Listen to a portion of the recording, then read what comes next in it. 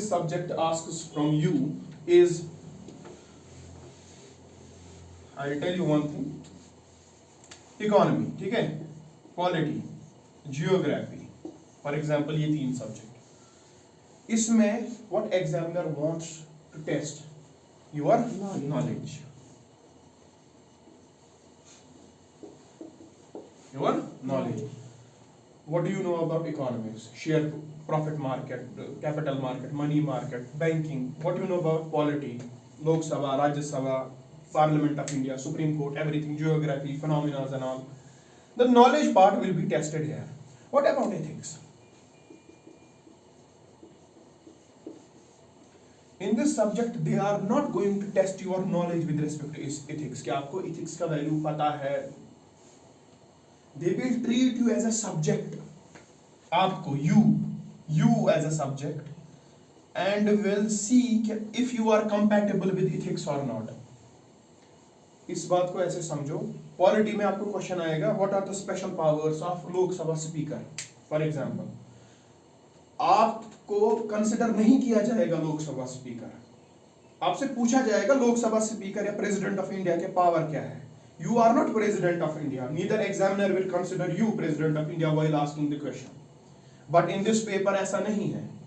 You are the driver. Yes. You are the surgeon, and we will ask you what you have to do. ठीक है? आपने पहले ही example में अपनी lack of integrity दिखा. The situational circumstances थोड़ी सी change हो गई. You said no, I will kill 5. पहले तो बड़ा बोला कि फैमिली है, वो है, ये है, इनकी 5 की 1 डैमेज. उसके बाद जब अपने पापा को देखा तो कुछ नहीं. वहां पे कहाँ गए आपके प्रोफेशनल एथिक्स? कहीं नहीं. ठीक है. इसी चीज को चेक करने के लिए whether you are compatible with ethics or not. You know ethics or not अलग चीज है, क्योंकि everybody knows what is right or wrong. What is the difficult part of this subject? The most difficult part of this subject is it teaches you what you already know. आपने economy पढ़ी, कुछ पता था? नहीं. Polity पढ़ी, कुछ पता था? जियोग्राफी पढ़ा, कुछ पता है? कुछ भी नहीं. You will learn new things. Here you know everything. It teaches you what you know already, and this becomes the difficult part. क्योंकि इसमें कूप अप करना, एक नए नजरिए से देखना, वो एक इशू बन जाता है, क्योंकि आपने वैसा फेस सिचुएशन नहीं की होती है. But an administrator who is looking after the public administration as an officer, IAS officer, KS officer, has to deal with these issues at some point of time. And he should be competent enough to deal with those issues legally as well as morally as well as ethically, value based, तमाम चीज. समझ आ रही है बात? I will give you an example. अभी तक तो सब कुछ हाइपोथेटिकल था, ठीक है. अभी मैं आपको एक रियल एग्जाम्पल देता हूँ. Real.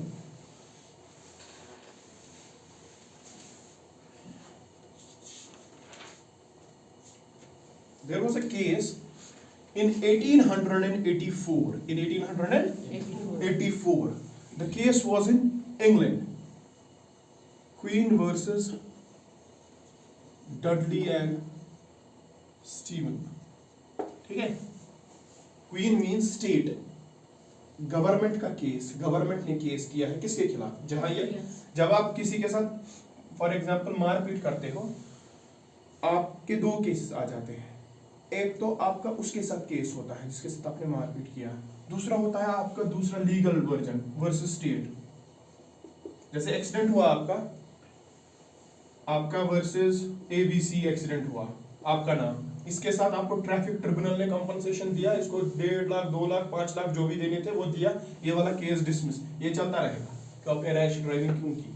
With respect to state के साथ केस चलता रहेगा जब तक उसका अपना वर्डिक्ट अलग से ना आ जाए. This is with respect to state. Queen versus Dudley and Stephen case. इसमें क्या था? There was a ship Mignonette, the ship named Mignonette. They were sailing in the Atlantic Ocean and somehow the ship drowned. ठीक है.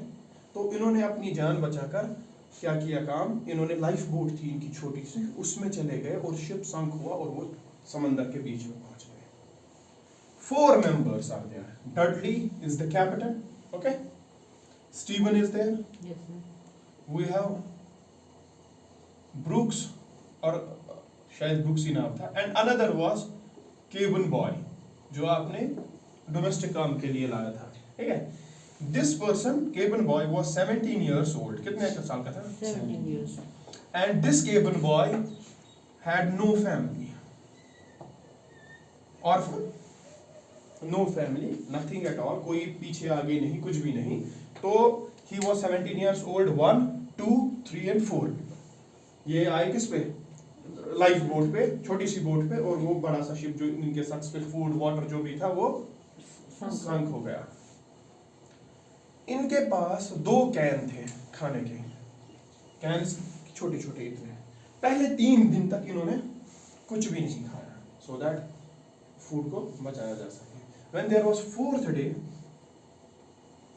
इन्होंने एक can खोला और थोड़ा थोड़ा सा खाया। 2 दिन तक इन्होंने और कुछ नहीं खाया, ठीक है। Yes, sir. उसके बाद इन्होंने कौन सा कैन खोला? 2nd, उसके बाद वो भी खाया। This is a true story. Now अब आया 8th और 9th डे, ठीक है। अब इनके पास कुछ भी नहीं है खाने को, nothing. They don't have a single grain of food nor water, और सी वाटर तो पी नहीं सकते because it's highly saline. Against the advice of senior crew members, this cabin boy drank what? Sea water. इसको इतनी प्यास लगी, इससे बर्दाश्त ही नहीं हुआ। इसने जितना पिया और प्यास लगी, क्योंकि नमक वाला पानी है, और इसने जितना पिया उस ये बीमार पड़ गया, ऑब्वियस सी बात है। एंड आफ्टर, ऊपर से खाना नहीं, पीना नहीं, कुछ भी नहीं, 10th 12th डे से इसकी तबीयत क्या होने लगी? खराब, और ये बीमार होने लगा। कम टू 17th डे, इन्होंने कुछ भी नहीं खाया है, ठीक है। And Dudley said we should do one thing now. इनको बोला गया क्या? We should draw a lottery. We should draw a lottery. Sir किस लिए? इन्होंने कहा लॉटरी ड्रॉ करेंगे, हम देखेंगे हम 4 में से किसका नाम आएगा। जिसका नाम आएगा, we will kill him, we will eat him. We will kill him, we will eat him. We will drink his blood and we will eat his flesh. Only then we will survive. On the 17th day, this was the case. इस बंदे ने नहीं माना। इसने बोला ऐसा हो ही नहीं सकता, आप क्या बकवास बोल रहे हो, ऐसा हम करने नहीं देंगे। देखते हैं मदद आएगी, there will be some rescue ship and all, wait करेंगे जैसे अभी तक कर रहे हैं। इसने नहीं माना, ठीक है। ये बीमार है, ये कुछ सुन भी नहीं रहा है, he is just lying on the table and he is just ऐसे ही बैठा है। जब 18th डे आया, 19th डे आया, इसने इसको कॉन्फिडेंस में लिया, ठीक है। इसको पता ही नहीं था, मतलब ये भी बैठा था वहीं पे, लेकिन चोरी चोरी इसने क्या किया काम, he had a pen knife. ये लेटा था and he inserted this pen knife into his jugular vein and killing him then and there. किसको? Cabin boy. And he died. When he died, Dudley and Stephen went and इन्होंने इनका क्या खाया? Blood पिया and flesh खाया। जो ही इसने देखा, इसने बोला अब तो वो मर गया, अब सारा सब कुछ साइड में, पहले मैं अपनी जान बचाऊं। He went and he also drank the blood and as well as ate from his flesh. ठीक है, इसको कहते हैं कैनिबलिज्म, इंसान को खाना। 4-5 दिन तक उसकी बॉडी ने इनको क्या किया? सफाइस। सोन पांचन लोहन ख्योइमु योहे उस cabin body for 4-5 days. They drink his blood and they eat his flesh. And on the 24th day, rescue arrived. Last day था, इसका कुछ थोड़ा बचा था इसकी बॉडी में से बस, लेकिन रेस्क्यू अराइव्ड। तो इनको शिप ने देखा, शिप ने इनको लिया, इनको वापस लिया कहाँ? इंग्लैंड। ट्रीटमेंट भी हुआ, और लेकिन इनके अगेंस्ट वहीं पे केस हुआ, ठीक है। And the case is known as Queen versus Dudley and Stephen 1884। In this there were two arguments presented before the judge or jury. या तो इनको सजा देनी है, क्यों मर्डर, ऑब्वियसली बात, या तो इनको छोड़ दो, why? Because necessity of the situation. समझ में आ रही है बात? This is the question of law and ethical this dilemma कि करना क्या चाहिए इनके साथ. What we should do with Dudley and Stephen? Either we should leave them because they out of necessity, ठीक है, did this, या तो इनको सजा दो contempt of murder में. Now I leave it to you. You are the judge. क्या करोगे?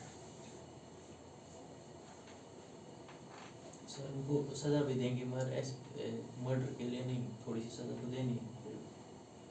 क्यों?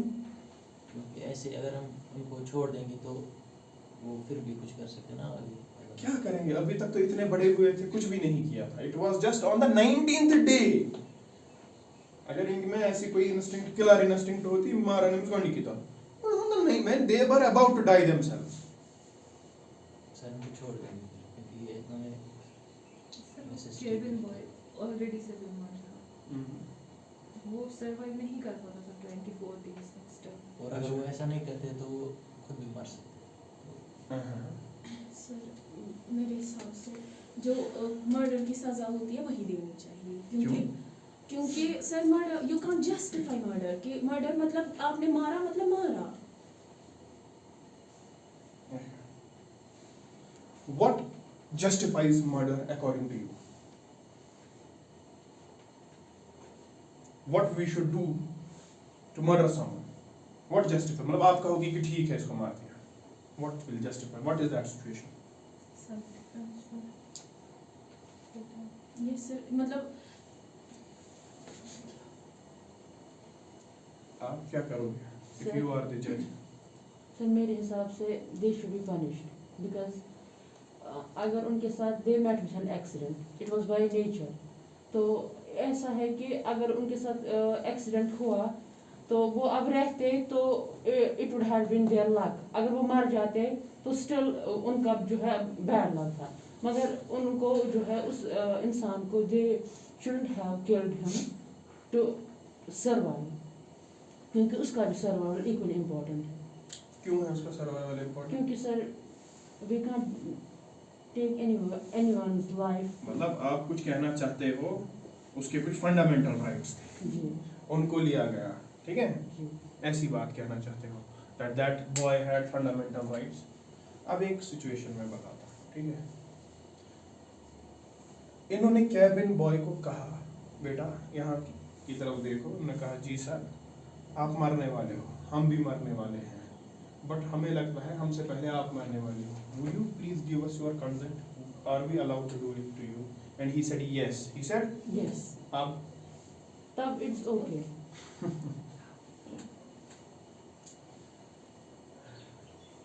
सर इसमें क्या फर्क है अगर उन्होंने वैसे भी आप कंसेंट दे रहे हो ना, आप कंसेंट दिया, बोला यस, तो फिर ठीक है, तो वैसे फिर ठीक है. अच्छा, कंसेंट इसको बोल रहे हो ठीक है, नेसेसिटी को बोल रहे हो गलत है. सर नेसेसिटी भी मतलब हम पनिश नहीं करेंगे क्योंकि उन्होंने बेसिक सर्वाइवल इंस्टिंक्ट पे किया. एक और चीज है, अगर इन्होंने लॉटरी निकाली और इसी कैबिन क्रू का नाम आया जिसमें ये इसका नाम आ गया, तब तो उन्होंने एग्री किया था. सर अगर सब ने एग्री किया कि ऐसा चलेगा तो फिर जिसका आए तो मतलब the basic issue revolving your ethical dilemma is only the piece of consent. consent नहीं है, इसको इसकी इजाजत के बगैर मारा गया, ठीक है, यही है ना इशू आप लोगों का. शायद अगर आप बोल रहे हो सजा देनी है तो आपका इशू यही है कि इसको मारा गया इसकी इजाजत के बगैर. अब मैं बोल रहा हूँ कंसेंट इसने दिया, बोला हाँ मार दो मुझे क्योंकि मैं वैसे ही मरने वाला हूँ, आप लोगों पे तरस खाकर मैं कह रहा हूँ कि मुझे ही मार दो, मुझे ही खाओ, तब आप बोल रहे हो जस्टिफाइड है. समझ आ रही है बात? सर जस्टिफाइड तब भी नहीं है अगर वो कंसेंट दे भी रहा है, क्योंकि किसी की हम लाइफ नहीं ले सकते. मगर अब ऐसा सिचुएशन ऐसी है कि ही इज डाइंग, वो खुद से मर रहा है, तो वो अब उसे ये फील हो रहा है कि अगर मैं उनको मैं तब भी मारूंगा।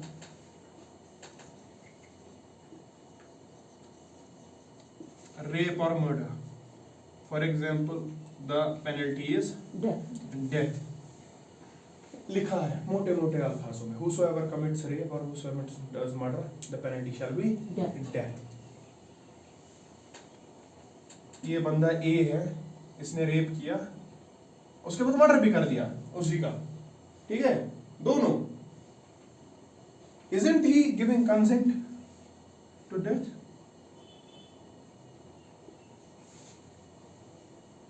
आप इसको मारो, ये क्या बनेगा? लीगल. अगर स्टेट इसको पकड़ के फांसी देगा. समझ आ रही है बात? क्या ये कंसेंट इस कंसेंट के जैसा है? It is indirectly a consent. ठीक है, आपको सजा लिखी हुई है वहां पे, पता है पहले। आपको पहले ही पता है कि अगर आप पकड़े गए ये करते हुए आपको ये सजा मिलेगी. आप कर रहे हो, you are giving your consent कि हाँ कर लो. ठीक है, आता है पकड़ना मुझे तो पकड़ लो. आपने मुझे रेप मर्डर के चार्ज में पकड़ लिया, दे दो. You are giving your consent. It's called indirect consent. अब ये कंसेंट और वो कंसेंट कैसा है? We are discussing the last lectures of ethics यहाँ पे अभी, ताकि आपको एक सब्जेक्ट पढ़ते पढ़ते ही थोड़ा बैकग्राउंड मिले. एक होता है वेग पढ़ना, अभी मैं उठाऊंगा इसके technical aspects, value, definition, aptitude, moral, उससे वो कुछ हो जाता है गोटा जैसा. What you have to apply in ethics last में जो आपकी केस स्टडीज आएगी. सपोज आपको होते हैं वो बड़े से paragraph, you are an SP, you are an deputy commissioner, this happened in your district, what will you or what according to you is the best possible measure. And in this paper, if they are asking you what according to you, it's only what according to you. ठीक है, it is only according to you what you are going to do. And इसमें no teacher can teach you what you will do. Mind my word.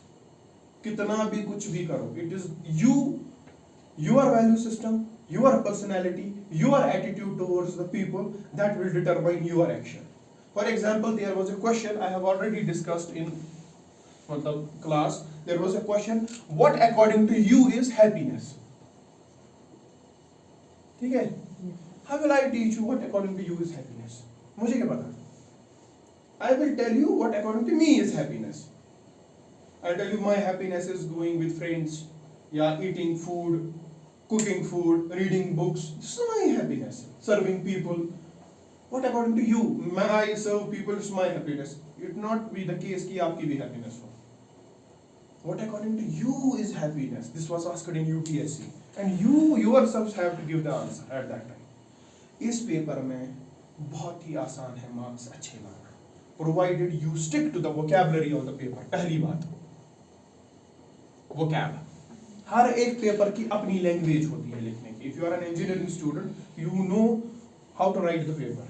इसमें वो general answer नहीं चलेगा. You have to use the technicalities of your paper. Environment का paper है, वहां पे technicalities environment की आएगी. इथिक्स का पेपर है, यहाँ कुछ प्री डिफाइंड वोकैबुलरी है, वो आपके आंसर में रिफ्लेक्ट होनी चाहिए. वही तो हम पढ़ेंगे आगे.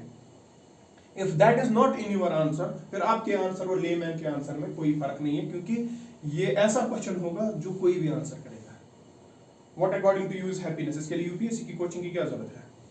कोई भी साउंड इंटेलेक्ट के साथ वो लिख पाएगा एक पेज इस पे कि what according to me is happiness. But आपका आंसर और उसका आंसर कैसे डिफरेंशिएट होगा? When you use the vocab of ethics paper, when it will be understood by the examiner कि इस बच्चे को कुछ आता है. ठीक है, इसमें you need to develop the thought process.